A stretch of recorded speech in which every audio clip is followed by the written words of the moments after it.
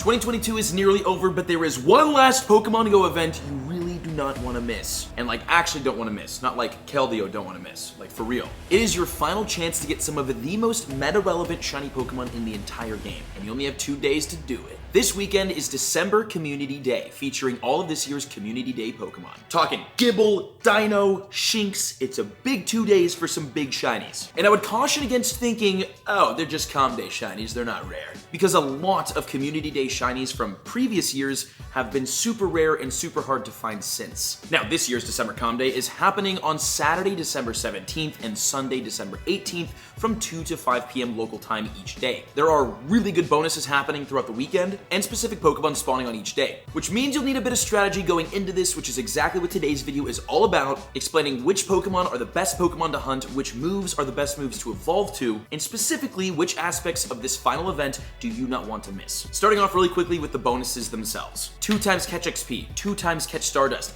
half hatch distance, 2 times catch candy, 2 times XL candy chance, 3-hour lures and incense, 1 extra special trade per day, and 50% less Stardust per trade. These bonuses will only be happening during the 2 3-hour windows on Saturday and Sunday, except for the 1 extra special trade and the 50% less Stardust that's happening from 9 a.m. Saturday to 9 p.m. Sunday. And these are really useful bonuses, especially if you're looking to get XP to level up, or if you just need more Stardust, which I do. And the bonuses are even more useful when talking about the meta relevancy of the Pokemon spawning during this weekend, because the extra candy and extra XL candy is massive. If you watch the interview with Brandon Ton, you'll know how important XL candy is in Pokemon Go, so this is a really big event. Also, this lighting is horrendous, sorry. So let's talk Pokemon, because they're the most important part about this. For starters, it's just important to know how and when everything is spawning throughout the weekend, because it's kind of confusing. All of the featured Pokemon will be spawning from 9 a.m. Saturday to 9 p.m. on Sunday. But during the 2 3-hour windows, which is 2 to 5 p.m. local time on each day, a specific pool of Pokemon will be spawning with Community Day shiny rates. So the Calm Day shiny rates will not be happening the entire weekend, they'll just be happening during the 2 3-hour windows. And you can evolve these Pokemon to get their exclusive Community Day moves throughout the weekend from 9 a.m. Saturday to 9 p.m. Sunday. We'll talk about which moves are the most important to prioritize a little bit later. For now, here's exactly what's spawning and when. On Saturday, December 17th from 2 to 5 p.m. local time, it will be Sandshrew, Alolan Sandshrew, Alolan Geodude, Hoppip, Spheal, and Stuffle. Out of these 6 Pokemon, 3 of them are very meta-relevant. Then on Sunday, December 18th from 2 to 5 p.m. local time, it will be Teddiursa, Galarian Zigzagoon, Starly, Roggenrola, Litwick, and Dino. And out of these 6, again, 3 of them are very meta-relevant. Really nice balance, actually, on Niantic's end of balancing the 2 days. Oh, and on both days, Dratini, Bulbasaur, and Mudkip will be spawning throughout the weekend. And all 3 of those are hyper meta-relevant. There's also more and different Pokemon in the raids and eggs, many of which also are actually getting Community Day moves and occupy the top of the meta of their typings. They're also very relevant Pokemon. But we'll cover those in a second. Right now, let me explain which Pokemon in the wild you're gonna want to prioritize, and which of the 2 days you wanna grind the hardest. Starting off with the spawns on Saturday. Alolan Sandshrew is the first target,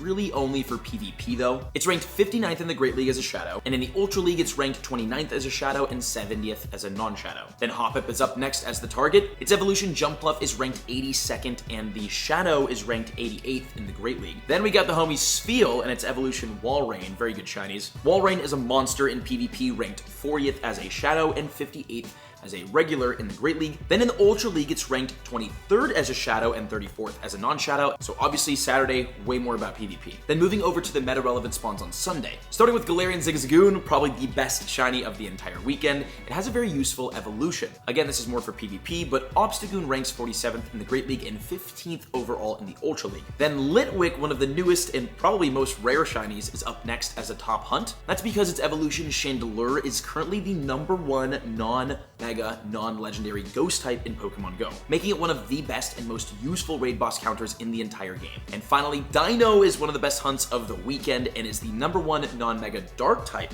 in Pokemon Go, which, like Litwick, makes it one of the most useful Pokemon in Pokemon Go. There's a lot of psychic types, a lot of psychic type legendaries, a lot of psychic type raid bosses, the ghosts and the dark types. Very good. Oh, and what about the 3 Pokemon spawning throughout the entire weekend? Bulbasaur, Mudkip, and Dratini. Bulbasaur, massive target because Venusaur is really useful in game. Mega Venusaur is currently the #1 grass type, and Shadow Venusaur is a top 10 grass type. Also in the Ultra League, Venusaur ranks 69th, nice, as a Shadow and 71st as a non-Shadow. Then Dratini is one of my personal top hunts because Dragonite, OG amazing Pokemon, but ranks as a top 10 dragon as a shadow. And finally, it shines in the Masters League, ranking 2nd overall as a shadow and 3rd overall as a non-shadow. It's a freaking tank across the board, and a great shiny. And what about Mudkip? Mudkip is probably the most meta-relevant Pokemon spawning the entire weekend. That's because Swampert is one of PvP's best Pokemon, ranking 4th and 6th as a shadow in the Great League. In the Ultra League, it's ranked 7th and 14th as a shadow, and Masters League, it's ranked 30th and 49th as a shadow. It's one of the most meta-relevant Pokemon in PvP spawning this weekend, and that's not all. Swampert has a brand new Mega that is currently Pokemon GO's #1 best water type, and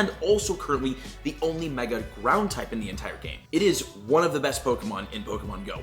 Really, really useful to prioritize. So in terms of meta relevancy, Sunday probably is just the objectively better and bigger day, especially if you're like me and like to do raids. Sunday for sure the better one, although both days feature very, very useful and meta relevant Pokemon, kind of depending on how big into PvP you are. And all these Pokemon are only made useful because of the exclusive moves that they are getting only during these 2 days. But some of these Pokemon need that exclusive move and some don't, and later in the video I'll explain which Pokemon do and which Pokemon don't and which moves you want to prioritize. Now let's quickly switch gears over to the raids and eggs, along with which ones you're going to want to target assuming you want to spend this weekend. Because kind of the cool thing is that the eggs and the raids will be live throughout the entire weekend from 9 a.m. Saturday to 9 p.m. Sunday, which gives us all 2 days to hunt these 2 things outside of the 3-hour windows. Because during the 2 to 5 p.m., you'll probably want to not do raids and just focus on spawns. So, in the raids, we'll have Machop, Eevee, Roselia, Swablu, Duskull, Shinx, Gible, Snivy, Tepig, Oshawott, and Fletchling. Then in the eggs, we'll have Machop, Eevee, Swablu, Duskull, Shinx, Badoo, Gible, Snivy, Tepig, Oshawott, and Fletchling. Now, obviously, you cannot target hunt Pokemon in eggs, but if you wanted to spend some money on raid passes, these are the best Pokemon to target. Machop, very obviously from a champ who is a Pokemon GO legend, ranking as a top fighting type with both the Shadow and the normal version, and ranking 57th in the Ultra League as a Shadow and 92nd as a non-Shadow. Eevee's always great because it has so many evolutions, with the more useful one being Umbreon, ranked 30th in the Great League and 37th in the Ultra League. Swablu isn't terrible, it's a good shiny, and Altaria, its evolution ranks 11th in the Great League and 72nd in the Ultra League. Gible is probably the single best target for raids,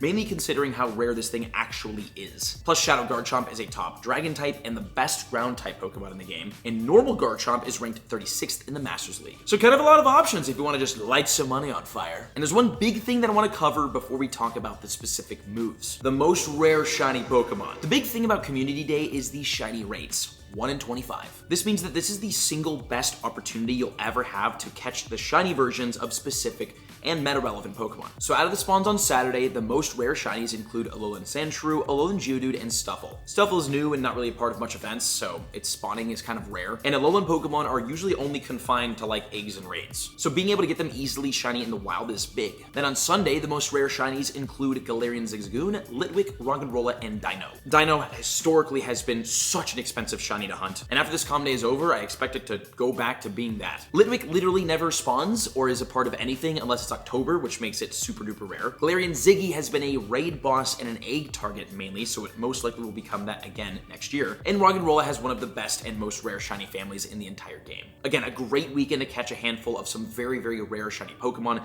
that are going to only get more rare with time. Now, my friends, the moves. The reason why many of these Pokemon are as meta-relevant as they are is because of the exclusive Community Day moves that they get. So for starters, here are all of the Pokemon that are getting Calm Day moves this weekend and what the moves are. Venusaur is getting Frenzy Plant, Sandslash is getting Night Slash, Alolan Sandslash getting Shadow Claw, Machamp getting Payback, Alolan Geodude getting Rollout, Vaporeon gets Scald, Jolteon gets Zap Cannon, Flareon gets Superpower, Espeon gets Shadow Ball, Umbreon gets Psychic, Leafeon gets Bullet Seed, Glaceon gets Water Pulse, and Sylveon gets Shy Shock. Dragonite will be getting Draco Meteor, Jumpluff gets Aerobatics, Swampert gets Hydro Cannon, Altaria gets Moonblast, Walrein gets Icicle Spear, Staraptor gets Gust, Luxray gets Psychic Fangs, Roserade gets the Fire and Grass version of Bullet Seed, Garchomp will be getting Earth Power, Dusknoir getting Shadow Ball, Gigalith gets Meteor Beam, Chandelure gets Poltergeist, Hydreigon gets Brutal Swing, Talonflame will be getting Incinerate, Beware, Drain Punch, Obstagoon, Obstruct, and Ursaluna, High Horsepower. And you can get those moves by evolving to those specific Pokemon from 9 a.m. Saturday to 9 p.m. Sunday. But again, you don't really need to get all of these Pokemon with all those specific moves. So out of those ones, here are the Pokemon that you do really want to get with this specific Community Day move on it. Frenzy Plant is absolutely necessary for Venusaur to use in PvP and for Mega Venusaur to be as good as it is in the raids. base. Alolan Sandslash does need Shadow Claw in order to make it PvP relevant. Swampert, again, probably the most meta-relevant Pokemon the entire weekend.